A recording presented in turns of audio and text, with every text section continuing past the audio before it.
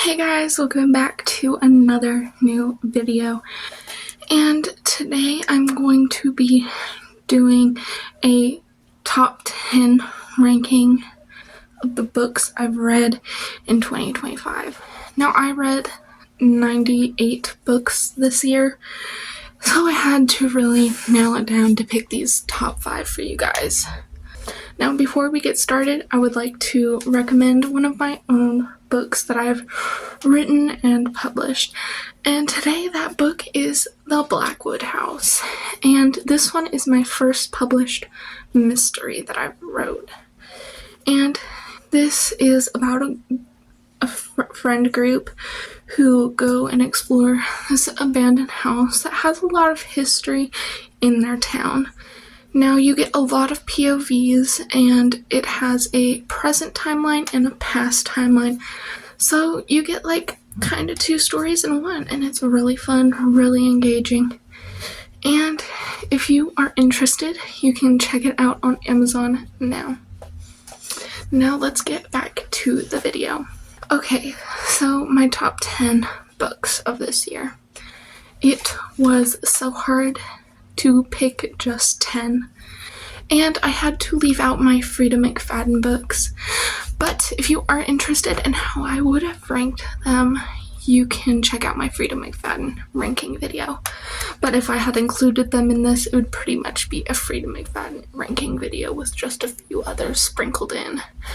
So I had to kick them out of this video. So this is my top 10 without Freida McFadden. So let's go ahead and get started. Now, my number 10 I read on my Kindle, and that is Daughter's Drawings. And I can't remember the author, but I'll put a picture of it up here. Now, this book, so fun. It actually originally started on Reddit on, I believe, No Sleep. And I actually originally found it on there. I never finished it on Reddit, but I found it and I was like, this seems so familiar, and then I found that out. So you may have heard of this one before if you like Reddit No Sleep subreddits. And it was so fun, so enjoyable. The reason it's a little low is because I did not fully enjoy the ending. I think it could have been a little bit more. But it was good. I loved it. Definitely recommend this one. Now, my number 9 is Ghoster by Jason Anup. I could be saying the last name wrong. I also don't remember too much of what the author's name was, but the cover's here. I also read this one on my Kindle, and my goodness, was it a doozy. This one really hits close. It's like, oh, it's interesting. It's fun. It's not something I've ever seen done before, and very entertaining, very fun to read, very out there. Definitely recommend it. Everyone should read this. It's thrilling, it's fun, it's engaging, and the whole story is something that really is important, I think. So definitely check this one out. Now, number 8 on my list is Caraval, I don't know, but by Stephanie Garber. And this is one of the first books I read in 2025, and it is what has gotten me into fantasy books, because this is actually the first fantasy I ever read. Before 2025, I exclusively read horror, splatterpunk, mystery, and thrillers. Never touched fantasy, never touched romance. But this one, I loved it. Actually, the main character has the same name as my dog, so I kind of love that a little bit more. But super fun, super engaging. This is definitely something I loved, and I'm definitely super excited to pick up the second one in 2026. Now, number 7 is actually the I think it was either the first or second book I read in 2025, and that is A Good Girl's Guide to Murder. This one had sat on my shelf for so long, and this year I finally was like, I'm going to read it. And I loved it. I loved every second of it. This is like my treasure. And it's such a good YA mystery, and I could not put this thing down after I really got into it. The beginning definitely was a little slow for me, but I got through it, and I loved it. And I love this series so much. It's like, if you know, you know, but like, I love this series, and I cannot get enough of this series. In number 6, we have Hidden Pictures by Jason Root. I'm not even going to attempt to say his last name because I'm going to butcher it. But Hidden Pictures. What can I even say about Hidden Pictures? It was so good. So good. It was just so fun to read, and it's so interesting. And I'm not big on paranormal thrillers, but this one is the exception. This one's like, if you want a paranormal thriller, this one, pick it up and read it so fast, because it is just so good. It's so good, and it's popular for a reason. Trust me, it's popular for a reason. So go pick this one up right now because you will love it. We are now on to my top 5 books. And it'll be no surprise that my number 5 is Good Girl, Bad Blood. This one made me cry. I sobbed. I literally screamed at this book because it broke my heart.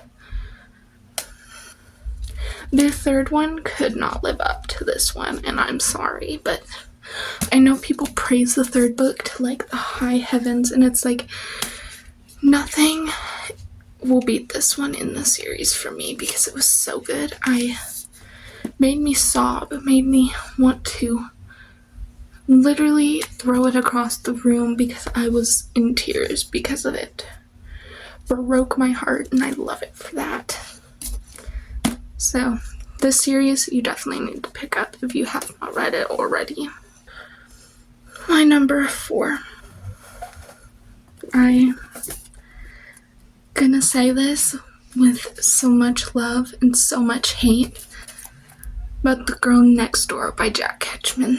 Jack Ketchum. The Girl Next Door. If you've read this one, you'll know without words. This book left me speechless, left me sobbing, left me wanting to throw up. I sobbed for days. I could not get it out of my head, and just thinking about it, it amazes me how I got through this book, because this one is such a DNF'd book because it's so hard to get through. Not because it's a bad book, but because the content in it is really disturbing. And it's based on a true story, which makes it even more gut-wrenching. So if you aren't gonna be interested in reading this one, check trigger warnings if you are sensitive. Because this one will leave you sobbing, throwing up, asking the world why. Because things like this actually happened. The things in this book actually happened. And that is absolutely terrifying. That's what makes this book so chilling. And literally just talking about it, I'm getting chills because this one was just gut-wrenching. And I definitely recommend this one, but it is not for the faint of heart. We are on to the top 3 now. And my number 3 with no surprise at all, is Heartless by Elsie Silver. I've only read the first 3 in the series, but this one has by far been my favorite. But I'm also like a big fan of pregnancy tropes and children in romances, which I know is not very popular, but I love it. I can't get enough of it. And this one was everything I could have dreamed of. I literally loved it. Loved it so much. If you have not read the Chestnut Spring series, go pick it up now because it is so good. Now my number 2 might actually be a bit of a surprise. And that is If We Ever Meet Again by Ana Huang.